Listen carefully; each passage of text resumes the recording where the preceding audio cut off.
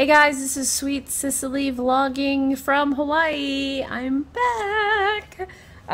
So I just got back from Bali on Monday and I am still slowly recovering from the time differences. And also, I've been nonstop go with my backpack and been running around Tokyo and parts of Japan and Indonesia and Australia. My last day I was running around Sydney. Like it's always like the Amazing Race whenever I travel. I'm always like running around the different cities, trying to get in as much as I can. But let's see. So I'm back home and I'm I'm adjusting. Today I have off because we have a Hawaiian holiday, but yesterday was my first day back at work, and I was kind of giggling to myself because I realized just how high strung, even in Hawaii, which is like a very laid back place, people can be, and how not really happy people are. So that was hard for me. I've had to like take a step back, and I was talking to my new friend that I made in Bali who owns the delicious onion in Ubud. It's a really great gathering place.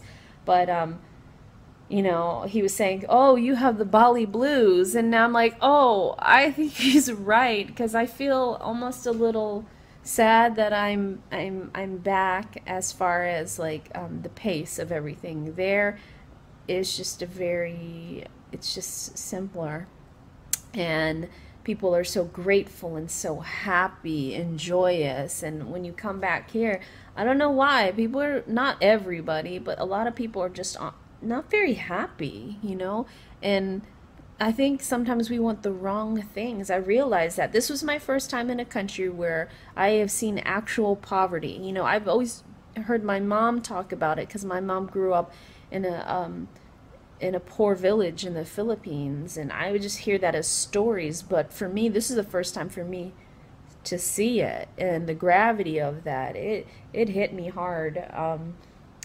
That people were washing their clothes in the river, and it was just everywhere, you know.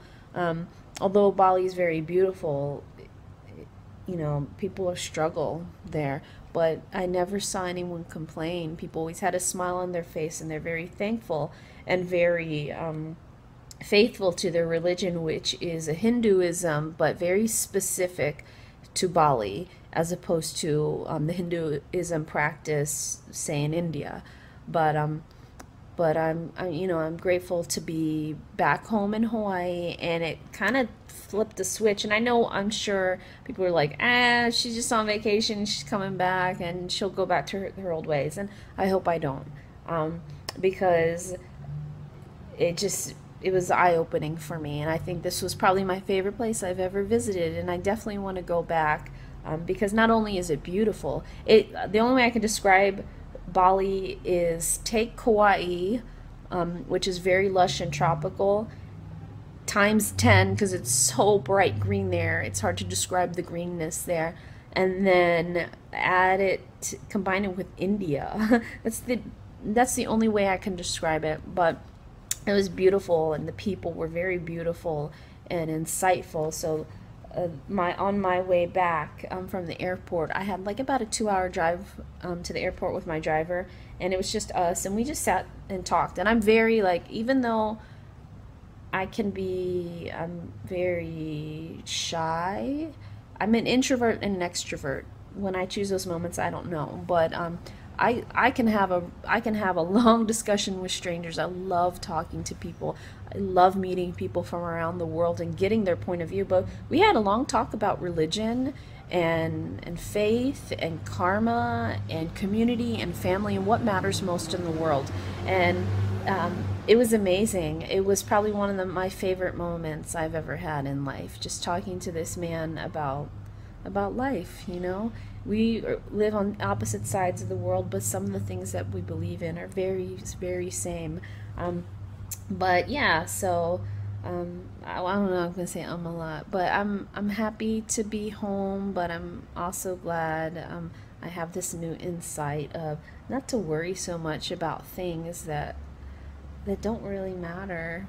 I think here in the States we worry so much about stuff and our egos, and I'm guilty of that, and learning to just, I don't know, let that all go, because it doesn't really matter. It doesn't. So I'm gonna strive to be a better person. I'm not perfect, but I really want to work on that and on my karma. And be grateful. That's the greatest thing I took from my trip, is to be incredibly grateful. Every day I saw them give offerings and blessings everywhere you went. Even their cars, they're grateful for their cars or metal, and I'd never seen anything like that before. So I had a great time. But this is gonna be short. I'm gonna get going. I had to go pick up Jackson. I haven't seen him for a while. And Jack's dad's gonna be traveling for the next 5 weeks, so I'm gonna be on full-time mommy mode. So I gotta get prepared since I've had all this time off. But be prepared for lots of blogs and vlogs from my trip on the road.